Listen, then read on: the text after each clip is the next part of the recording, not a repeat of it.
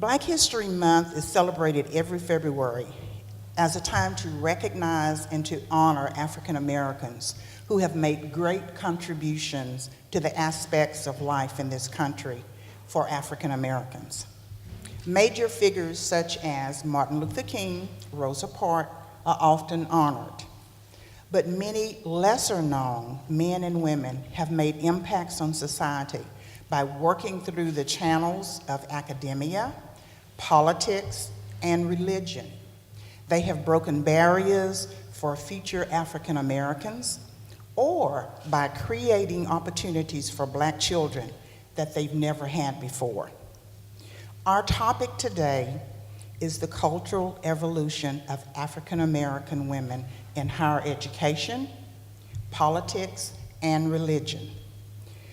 We will celebrate the contributions of women in these areas today.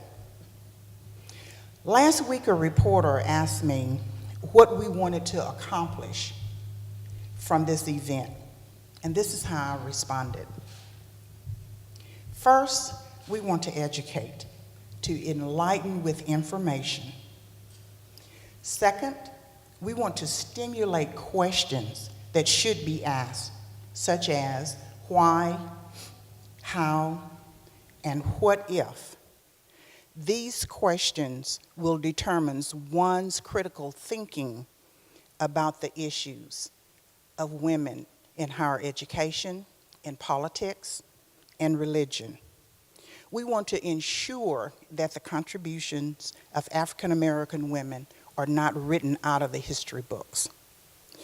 We're honored today to have these four prominent women to discuss these topics. I'd like to take this opportunity to introduce them and give you some background information on them. First, on my right and your left, we have Ms. Winifred Ferguson-Adams. She is the Director of Health Careers Programs, and I say programs because we have many programs there that are under her guidance at Angelina College. She has a bachelor's degree from Texas Christian University, a master's degree from Stephen F. Austin University. She has additional postgraduate hours from UTMB and UT at Tyler. Ms. Adams is the widow of Archie Adams, Reverend Archie Adams, to whom she was married for 26 and a half years. Hats off to her. She is the mother of two children, Aaron, who graduated from Angelina College in our drafting program, and Ariel, who is a 20-year-old sophomore at Oklahoma State University, and she is pursuing a degree in sports medicine and physical therapy. Her church affiliation includes First Missionary Baptist Church, W.R. Ricks is the pastor, and New Center Prospect Missionary Baptist Church. Reverend Elton Foster is the minister there. And I'm just wondering how she divides herself between two churches, but I guess she does it. Our second presenter is Miss Odessa Sanders Terry. Miss Terry graduated from Prairie View A&M University with a Bachelor's of Science degree. She graduated from Texas College with a Master's in Education. She has taught over 30 years in Texas. She has been the director of the Lufkin Daycare Center for 11 years, and if any of you all grew up in Lufkin, you know where the Lufkin Daycare Center was in North Lufkin. Well, this lady oversaw that center and actually got it started, and many of our kids went to school there. She has served on the nutrition consultant for Head Start in several counties, in Nacogdoches, in Trinity, and also the Houston counties. She's a busy lady. I'm going to skip the next lady and come back to her, and I will move to Mrs. Ella Austin. Mrs. Austin graduated from Wiley College with a Bachelor's of Arts. She graduated from Stephen F. Austin University with a master's in education. She has taught over 41 years in education. 36 of those years she taught in Texas, and 7 of those years she was in the great state of Louisiana, but it wasn't as great as Texas, so she came here and did most of her teaching here with us. Now, I will go back. Next to Mrs. Austin, to my right and to your left, is Reverend Betty Kennedy. Reverend Betty Kennedy is not going to actually participate on the panel today. She is going to do a dramatization in just a moment after the panel completes of Sojourning Truth. Reverend Betty Kennedy graduated from Prairie View A&M University with a Bachelor's of Science degree. She is an ordained CME minister, but she's also a teacher. She has taught over 35 years in the Lufkin Independent School District. She has also taught in Austin, Texas, for the School of the Deaf. Would you join me in giving these ladies a round of applause?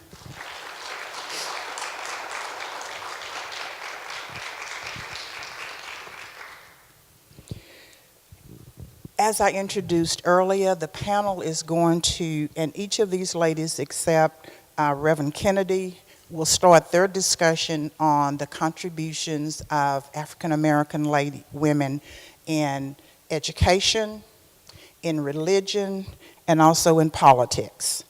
And we're going to start to my far left with Mrs. Adams in education, in higher education. You ready? Good afternoon to everybody. I want you to realize that I am a substitute, and I don't mind being a substitute.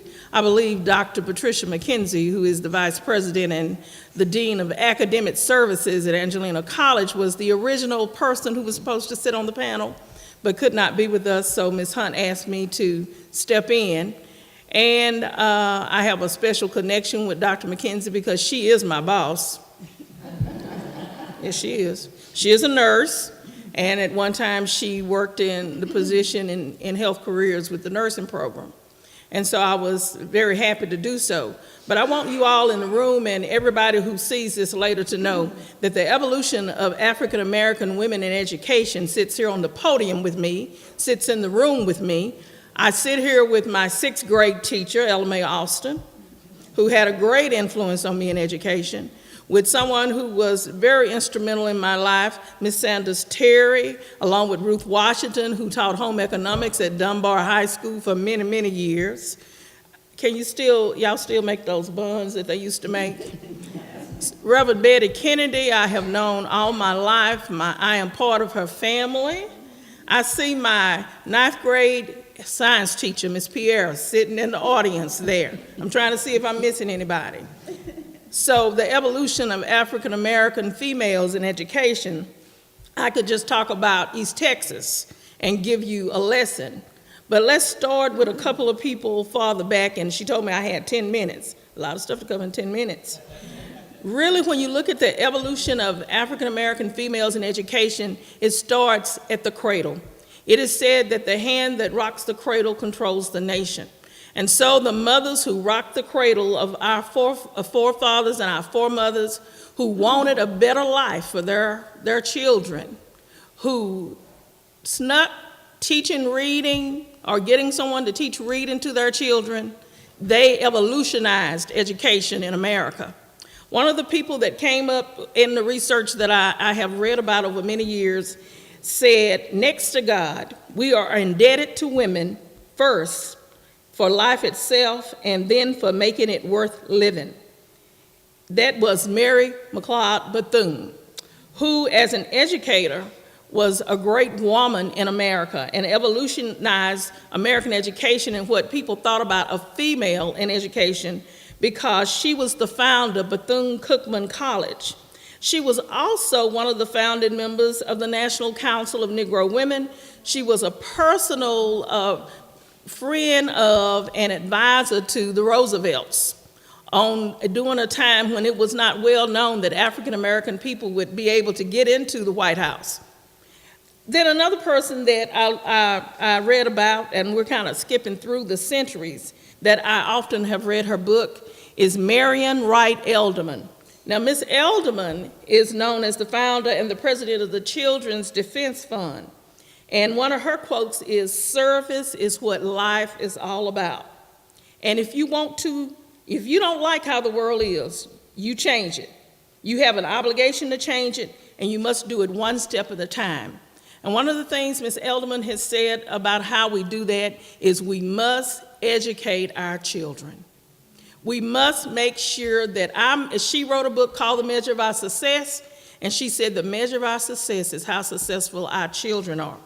But before Mary McLeod Bethune, before Marion Edelman, there was a little slave girl named Phyllis Wheatley, who became the first published African-American woman poet and the second published African-American in the United States. Even though we talk about poetry, poetry is one of the things that is education, because through poetry, we as African-American people have been able to pass on our history, to encourage our people. So I think that she deserves a place there with the evolution of education. Dorothy Height, a well-known civil rights activist for decades, who just recently passed away. She also had the ear of a president, that was Dwight Eisenhower, and she urged him to desegregate the schools during a time when it was not popular. And then a mother who thought, why should my child go to a school that is far away when there is a school in my neighborhood, started something we know as Brown versus the Board of Education in 1954 for her little daughter to be able to go to a neighborhood school. And that ended up in the Supreme Court and was fought by someone who became a very well-known justice for us, Thurgood Marshall. He was the attorney, and Chief Justice Earl Warren was on the court at the time. Because of that little girl and that mother, her little girl's name was Nikki, we now have integration in our schools. I myself am a product of integration. I was a sophomore in high school when Lufkin High School was integrated. And I always tell everybody that I can tell you all about it from a personal perspective. But I want to say that I was educated in a segregated school system. And I'm going to go back to the local people. You're going to have to call my time. I remember people like Bernice Harris. I'm sure that Mrs. Terry and Mrs. Austin can tell me what Ms. Harris's official title was with the school district, but I know that she was the head assistant superintendent for the African-American side of the Lufkin School District. And I remember seeing her making her rounds in the schools that I attended. I remember seeing her talking to my teachers and the principals about how things were going. I remember a second grade teacher by the name of Betsy Gamble. Betsy Gamble's daughter and I, Loretta, were great friends. And Betsy had a way of teaching little children that got through to them. We didn't have a lot of fancy things, but we had great teachers who put their hands on us and let us know we were loved, and they disciplined us. I remember a teacher who was also a second grade teacher by the name of Truett Smith. Truett is still around, and you did not buck Truett. She would let you know you have crossed the line. The teachings, and also in our area, in Lufkin, we have 2 schools named after African American women. Garrett Elementary, Melinda Garrett, and Hackney, for Miss Hackney. Now, personally, I was able never to meet Miss Melinda Garrett, but I was able to take care of her daughter when she was a nursing home patient. And I got to look at pictures of Professor and Melinda Garrett that she had in her home, in her room there at the nursing home. And I found out that Dr. Otis Rhodes' wife, Hattie Rhodes, and her sister, Bobby Kennedy, are cousins to Miss Melinda Garrett. So, as well as Miss Gilbert, who was also one of their cousins. We have a rich history in Lufkin. And I'm going to finish by talking about somebody that didn't know I was going to bring her in it. We have sitting also on the podium another coworker of mine who was recently elevated to Associate Dean of Academic Affairs, who has given 40 years of her life to Angelina College. I believe her name is Sellestine Hunt.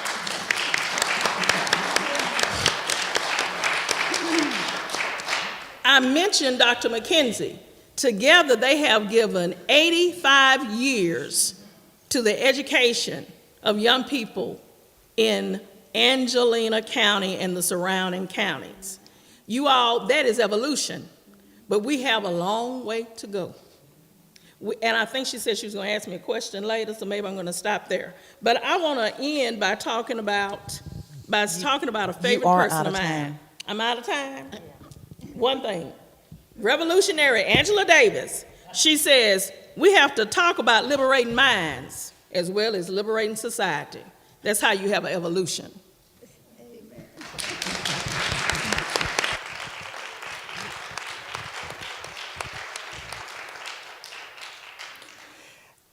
If I ever serve on a panel as a facilitator again, and Ms. Adams is on it, I will make sure she's the last one to speak. At this time, we will have Ms. Odessa Terry that will speak to us on the evolution of the African American woman in religion. Thank you, Madam. We are people who believe in God. Religion, as we want to look at it, we know it's a belief, and we have reverence for God or some supreme being as in charge of this world. Now, let's say, if you want to really understand more about the woman's role in the life today, I'd like for you to join me in looking back at the woman from the beginning. We realize that in creation, God made man. He also made a woman. And of course, with that coming on, there were going to be some things that she might be able to engage in that had been designated for a man. However, let's look at it. She went through the fall in the garden.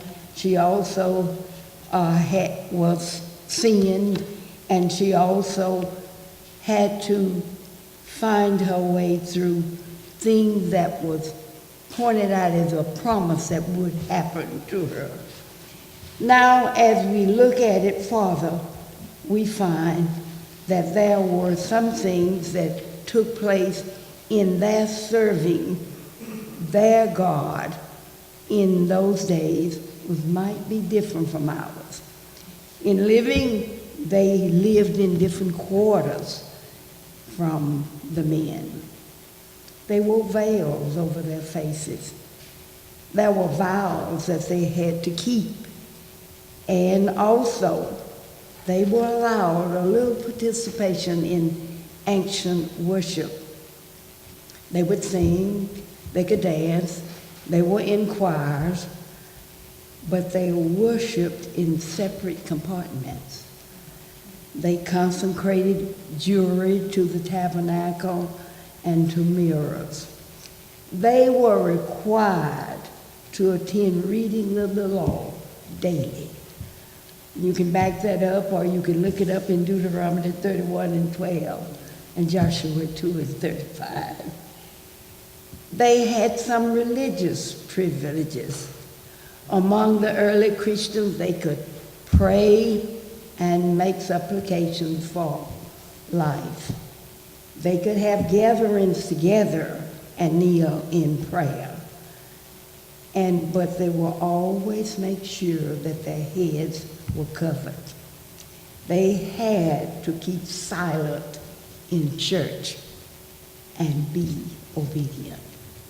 Now, let's look at them from the standpoint of their domestic responsibilities. Their domestic responsibilities would not be any different from ours today of cooking and sewing and washing and things, except for the women, it covered going to the field, thrashing, taking care of the livestock.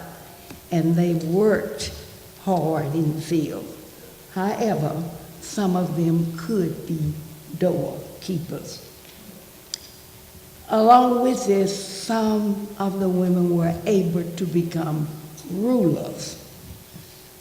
We might just think of two of them. Deborah was a judge in Israel, and Candace was queen of Ethiopia. Now, what else could these women do? Some in those days became poets. Marion, Deborah, Hannah, and Mary, and also Elizabeth. If you will look at some scriptures that I won't stop and preach and give it to you, you would find out the poetry that they wrote. Now, there were some who had a chance to become prophets. If you notice, there are two persons that I'm going to name that were very popular in a couple of areas, Marion and Deborah. Anna also she was the mother of one of the prophets, became a prophet. In business, their time or their knowledge was limited. They only had property rights. They could deal with the inheritance and selling of real estate, but nothing else could they do. Now we want to take a look then at what it's like for our women today, especially in our churches. If you look at what was done then and what now, we find that a few of the things that were done by the women in the churches then go on today. Yes, we can see women with many talents today, and they are using them in promoting God's word. Women serve as musicians, sing in the choir, they lead devotional services, and of course we have some good solos people. They can sing and thrill your soul and raise your spirit. They train our children in praising the Lord through dancing and through poetry. And we also have women that had auxiliaries. We think of our Sunday school officers and teachers. We think of in mission, the community work that they do and the work that they do in taking care of their sick and the ill and letting people know the ways of God. Training unions are also a part of the work of women in churches, and some churches have real trained nurses. They have studied and they give their service to taking care of illnesses that occur during the service time. Some churches have nurseries for the younger child so that the parent will not have to miss coming to service because there is a baby to be kept. Then there are some younger women who can serve as counselors for the young women and the girls. They too are considered very important, because if somebody as old as I am try to teach some of these young ones, I don't think they do much listening. But if we can get these young ladies to join in and guide them in the way that the Lord would have them to go, it would be a real tribute to society. However, we are now living in an age when women do more than these things that I've mentioned in church. We have women who are becoming preachers and pastors. Now, let's look at this. Preachers, that would be one who preaches. He's a minister a member of the clergy. Pastors would be a priest or a minister in charge of a congregation. And if he wants to become an evangelist, he is a preacher who holds large public services in various cities. And TV has provided opportunities for more evangelistic work. Women now, let's look at the women who are called by God, must realize the responsibility of preparing for the task of leading God's people. Much time must be spent in prayer and in our schools of religious training. And to do the work of an evangelist, one must have God and the love of God in their hearts, because they will be dealing with all kinds of people, pursuing them in all that they say. There will be all manners of evil against them. They'll be falsely accused, blocking you from the way that you would like for them to go. There will be unsaved people and persons who do not know anything about the Lord. But you have to love them, and you must reach them for God. And the word say, blessed are ye when men shall rive you and talk about you in all manners of evil against you falsely. For my name, though, for my name's sake, you should just rejoice and be exceedingly glad, because great is your reward in heaven. For so prosecuted the prophets in their day, which were before you. So don't give up on it. Keep going, that you might do the thing that God has willed you to do, and lead people to God in this world in which we live.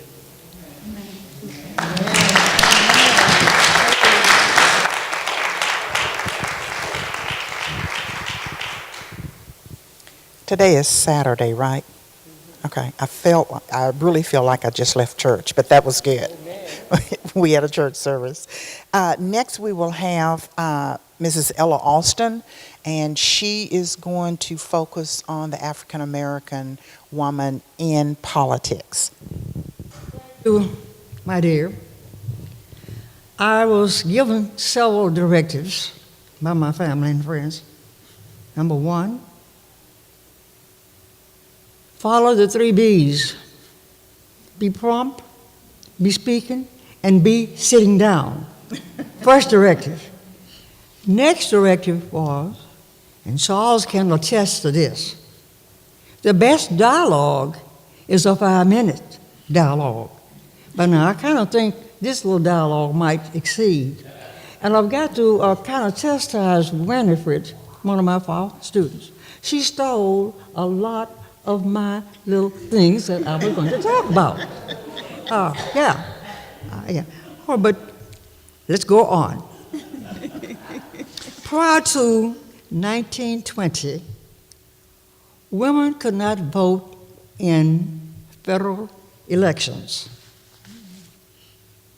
On August the 18th, 1920, excuse me, I'm a little under the weather, the 19th Amendment to the United States Constitution was ratified. The amendment is the Woman Suffrage Amendment. Susan B. Anthony, Carrie Chadwick Catt, Mary Church Terrell, and Hattie Burrow, 2 black ladies, members of the Lufkin National Delta Sigma Theta sorority, and along with countless other women, worked untiringly for the amendment to become fruition. I shall read to you verbatim the text of this amendment. It goes like this. The right of citizens of the United States to vote shall not be derived or abridged by the United States or by any state on account of sex. Congress shall have power to enforce this article by appropriate legislation. I'm going to show you a picture that these ladies used to depict what they were doing. Can you read it? Well, it says, women bring all voters into the world. Let women vote. Now, on a very personal note, I moved to Lufkin in the late 50s. I was advised to purchase a poll tax in order to get a certificate to vote. So I did, and I lived in the community of North Lufkin. The people in that community would go down to a church by the name of the Assembly of God on Culver House. The church is now the Church of the Living God on Culver House. Something happened during the 1960s, and things happened in North Lufkin. There were 2 precinct boxes located, box 18 and 20 in North Lufkin, 39 in the area of Adams, Chestnut, and the surrounding areas. 39 precinct chair was headed by Doris Fear. Box 18, Mary Franklin. Box 20, Trudy Smith. Mary did not want to work very long because she was pursuing a degree in nursing, and so I became the precinct chair for Box 18. True and I worked as precinct chairpersons for more than 20 years. As a result, we were elected delegates to a lot of the Texas state conventions. True was also elected as a delegate to a national convention when Mr. Peanut Man was running, Jimmy Carter was running for the President of the United States.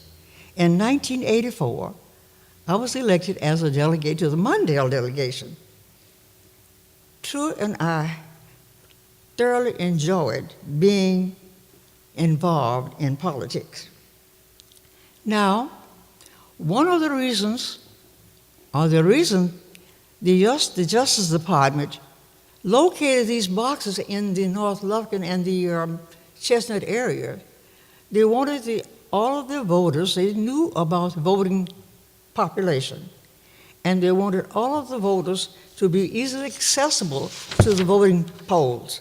So we are thankful to those people today because we still have those boxes available. They're renamed, but they are easily accessible. The voting process is easily accessible for us. I'm going to tell you a little bit about some local folk here. Rose Boyd, the first black lady to be on the city councils, she served in an expired term of her spouse.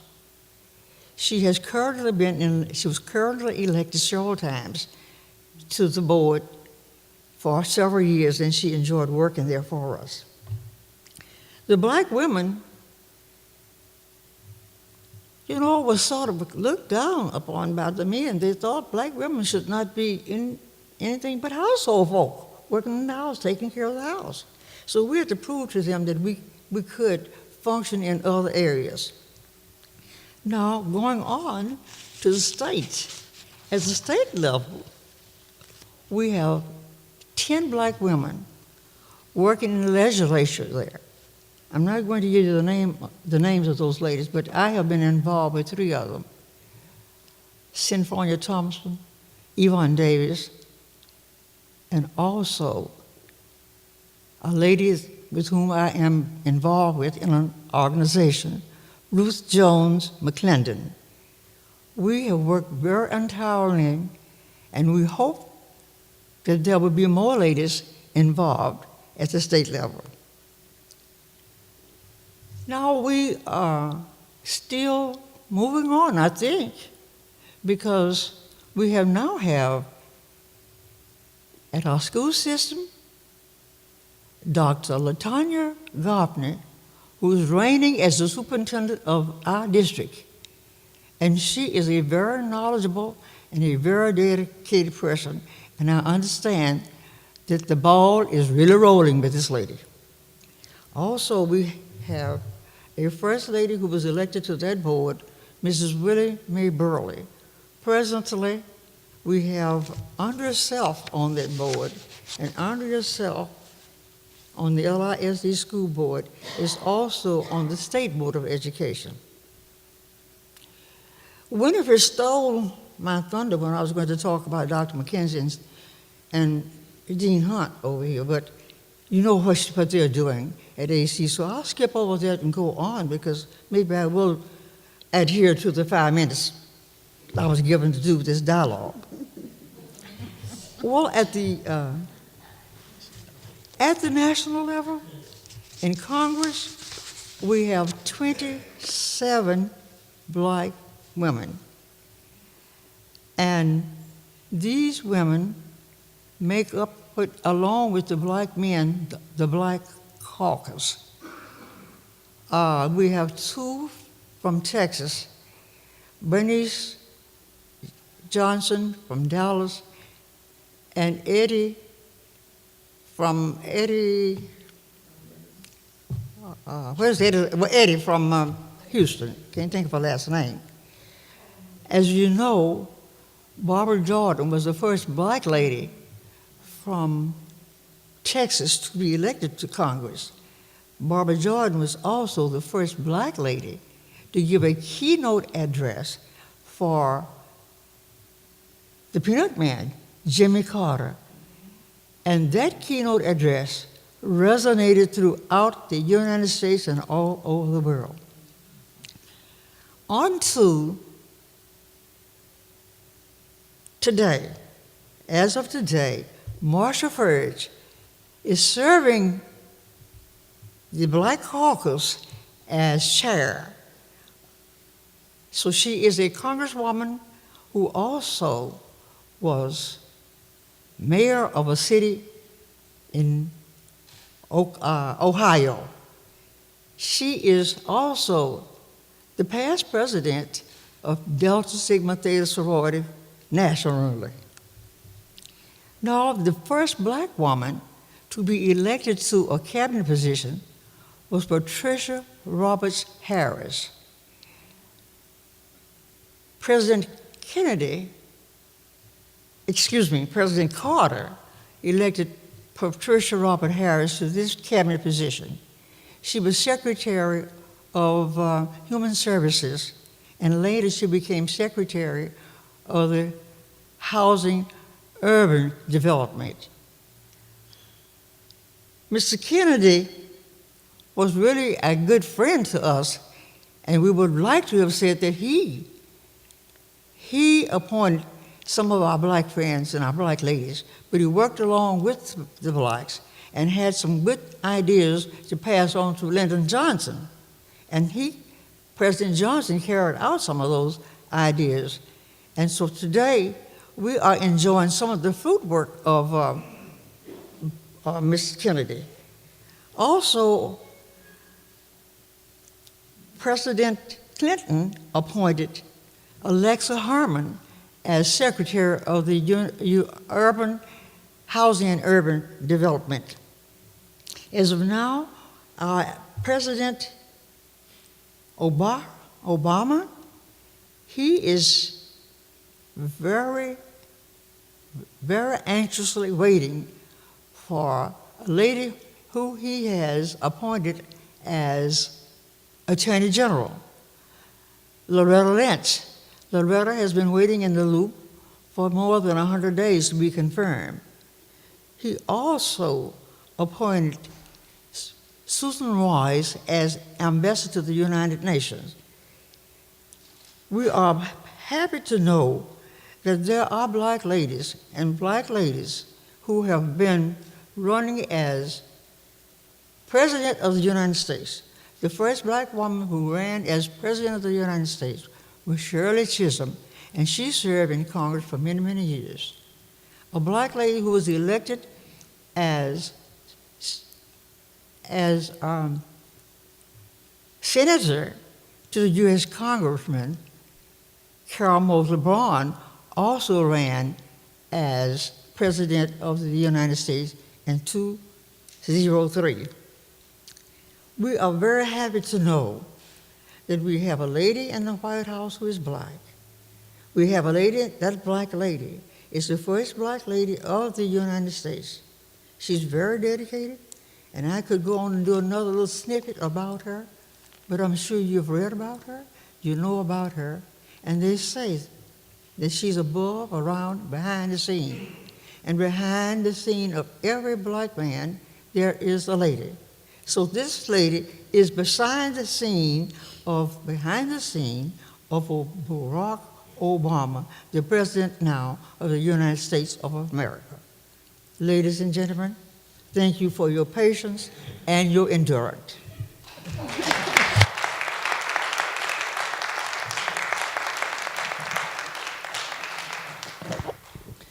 There's no way I'm going to tell her how much time she went over. No, I'm kidding. To the panel, we have one last question that we would like you all to address. And of course, you will need to address the question to your area: higher education, religion, or politics. In the remaining 85 years of this century, what do you see the most pressing issue or issues that the African American woman will face in higher education, in religion, and in politics? And I'm going to ask Winifred Adams to please go last, because she's not going to steal Miss Austin's thunder anymore. And you all can just volunteer, either one of you that would like to speak, if you want to take a few minutes to think about it. What's the most pressing issue in the last 85 years of this century? Can you believe, y'all, we have 85 years left in this century. And some of us will not be here to see the new century coming in, including me, I'm sure. Well, I would like to get that started. When we think about religion and we think about the home and the family, in the home, it is the responsibility of the parents, and especially on the woman, to begin that training of what it is like to know a supreme being as God. If we don't teach early, they get into the world and find other gods before they actually find the one that we want to really give reverence to. Children, obey your parents is one of the statements in the Bible that points out that there must be some teaching there by the parent. You can't expect him to come up knowing what to do unless you set a good example before him. And certainly, as I think back, can't you, and some of you can too, that your mothers, the father is responsible too, but she made sure that you got in line with her and off to Sunday school. In my day, you walked, but you went and you were there and you took part and you were taught. And if you started early, from generation to generation, you will be able to see people, men and women, develop knowing that there is a God.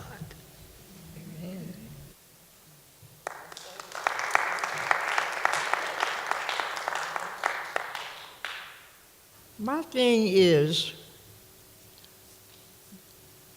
the machos, men, feel like ladies are inferior to them, and the ladies can get together, but they never stay together very long. They are terror uppers.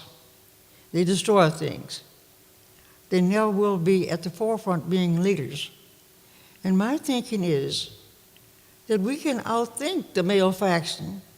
We can't excel in any avenue that's open to any man. And hopefully that we will live to see that there will be the ladies on equal footing with men, yet in the same kind of salary, being in there working right alongside and above. And there will be ladies who in the forefront and have men working under them and having to do what they are told to do from a lady, a female. Hopefully and prayerfully that some of you will live to see a woman president of the United States.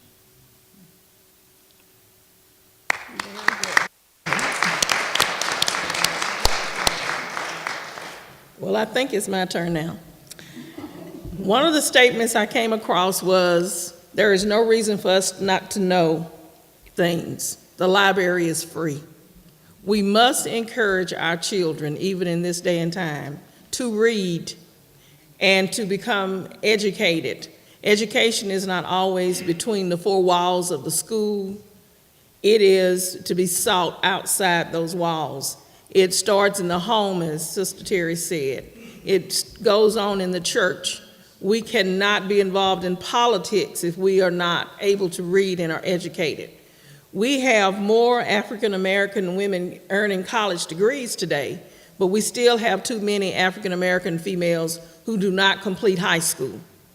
We must encourage our kids to complete high school, to continue their education, and to enter what we call the STEM fields.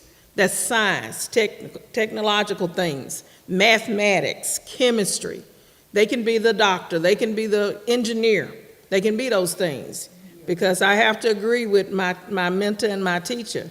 We can think pretty well. So we must do this.